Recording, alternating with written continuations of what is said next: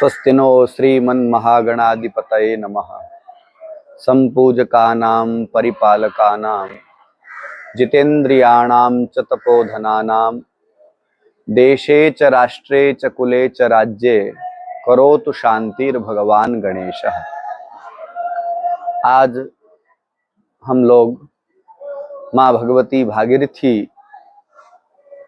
शैलेंद्रावतारिणी जटाशंकरी के पावन सुरम्य तट ऋषिकेश से लोगों की जिज्ञासा निर्मल करने हेतु एक विषय लेकर के आए हैं।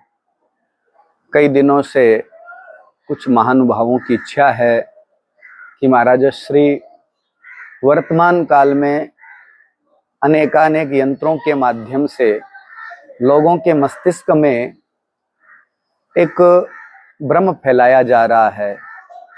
सनातन धर्म के अनेकानेक व्रत, अनेकानेक कर्म, उनको लेकर के मतभेद बना रहता है। कोई कहता है इस दिन करो, कोई कहता है ऐसे करो। तो ऐसे विषय में मनुष्य असमंजस अवस्था में पहुंच जाता है और उसे क्या करना चाहिए। शास्त्र सम्मत कोई निर्णय मिले ताकि उसके अनुसार लोग अपने जीवन को सार्थक कर सकें। इसी प्रश्न क्रम में आज पहला प्रश्न है चातुर्मास। किसी सज्जन ने प्रश्न किया है कि महाराज जी ये चातुर्मास क्या होता है। देखिए, सनातन धर्म में चातुर्मास एक साधना का मुख्य अभिन्न अंग है। हमारे सनातन धर्म में कुछ लोगों की धारणाएं हैं कि चातुर्मास केवल सन्यासियों के लिए ही होता है। ऐसा नहीं है। चातुर्मास सनातन धर्म के प्रत्येक व्यक्ति के लिए अनिवार्य है। और चातुर्मास एक उपासना है, एक व्रत है, एक अनुष्ठान है। सन्यासियों के लिए तो निश्चित रूप से है ही। नारद परिव्राजको उपनिषद इत्यादि ग्रंथों में जहाँ पर सन्यासियों के नियम, उपासना विधि का वर्णन किया गया है, उसी के अंतर्गत बताया गया है कि सन्यासी जो लोग होते हैं, यति जो लोग होते हैं, वो 12 महीने में 8 महीने परिव्राजक रूप, परिव्राजक मतलब भ्रमण, 8 महीने तो तीर्थाटन, अलग अलग सिद्ध स्थानों पर जाकर के अपने गुरु परंपरा के अनुसार प्राप्त मंत्रों की साधना, अनेकानेक तीर्थों की यात्रा करके अपने परिव्राजकाचार्य जो अवस्था है उसको सफल करते हैं। 4 महीने के दौरान देवशयनी एकादशी से लेकर के देवोत्थापन एकादशी अर्थात आषाढ़ शुक्ला एकादशी से लेकर के कार्तिक शुक्ला एकादशी तक, ये जो 4 महीने होते हैं, इन 4 महीनों में सन्यासी यति लोग एक ही स्थान पर बैठ करके अनेकानेक धार्मिक अनुष्ठान, अपनी साधना, ध्यान, मौन, आहार संयम, उपासना पद्धति को दिव्य बनाते हुए अपने स्वधर्म का पालन करते हैं। सन्यासी लोग एक स्थान पर बैठ करके विशिष्ट मौन साधना, गुरु मंत्र उपासना या अनेक धर्म ग्रंथों का स्वाध्याय, चिंतन, मनन करते हैं। अब प्रश्न यह है कि सन्यासियों के लिए ये क्यों आवश्यक है। तो महापुरुषों के मुखारविंद से जो हमने सुना, पढ़ा, महापुरुष लोग कहते हैं, गुरु लोग कहते हैं कि इस समय में व्यक्ति जब चलता है, ये चातुर्मास का समय होता है, परिव्राजक जो होता है, तो रास्ते में चौमासे में नाना प्रकार के जहरीले जीव जंतु, उनका भी विशेष रूप से धरती पर भ्रमण रहता है। नदियों में पानी की भी बढ़ोतरी बरसात काल में, और अनेकानेक साइंस की दृष्टि से देखें तो मौसम के कारण बैक्टीरिया, बीमारियां इत्यादि भी नाना प्रकार से भूमंडल पर प्रतीत होती है। ऐसी अवस्था में एक स्थान पर बैठ करके आहार शुद्धि, परम आवश्यक है। खान पान और उचित आसन पर बैठ करके इन चीजों का पालन किया जा सकता है। उत्तम स्थान पर बैठ करके, एक ही जगह रह करके खान पान, रहन सहन, अपना स्वाध्याय, भजन वो सही ढंग से किया जा सकता है। और दूसरी दृष्टि से महापुरुष लोग कहते हैं कि यति जो होता है वह 8 महीने स्व कल्याण के लिए दौड़ता रहता है, अपनी आध्यात्मिक उन्नत साधना को दिव्य बनाने में लगा रहता है। अब उन 8 महीने के दौरान यति जो है भिक्षाटन करके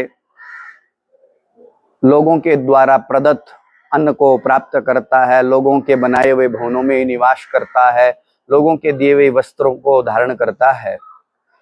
तो एक रूप से व्यवहारिक दृष्टि से देखें तो उस ऋण को उतारने के लिए सन्यासी लोग समय समय पर अलग अलग गांवों में, शहरों में, जहां पर भगवत भक्त निवास करते हैं, उनके मध्य में जाकर के 4 महीने निवास करते हैं।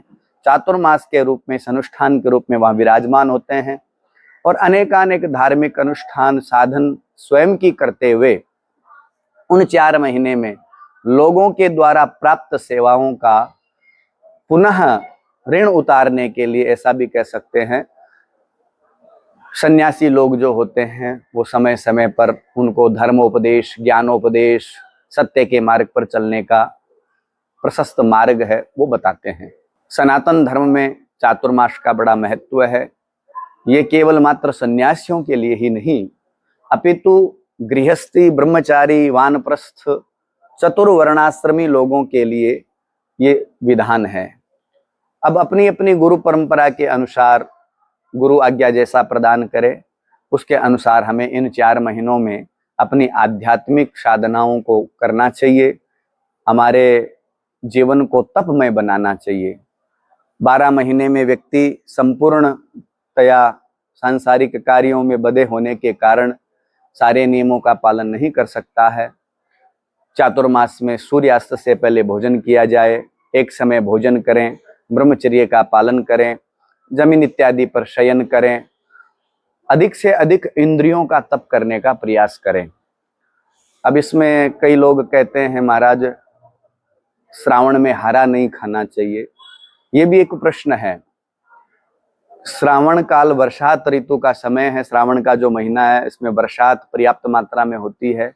जो पत्तेदार सब्जियां होती है, गोभी है, पालक है, धनिया है, अर्थात अनेक पत्तेदार जो सब्जियां हैं जैसे बैगन इत्यादि कई सब्जियां हैं, बरसात के कारण गलने, सड़ने और उनमें अधिक जीवों की उपस्थिति विद्यमान रहती है और उस अन्न को खाने से नाना प्रकार की शरीर में, उस सब्जियों को खाने से, उन फलों को खाने से हमारे शरीर में नाना प्रकार के बैक्टीरिया, बीमारियां उत्पन्न होती है।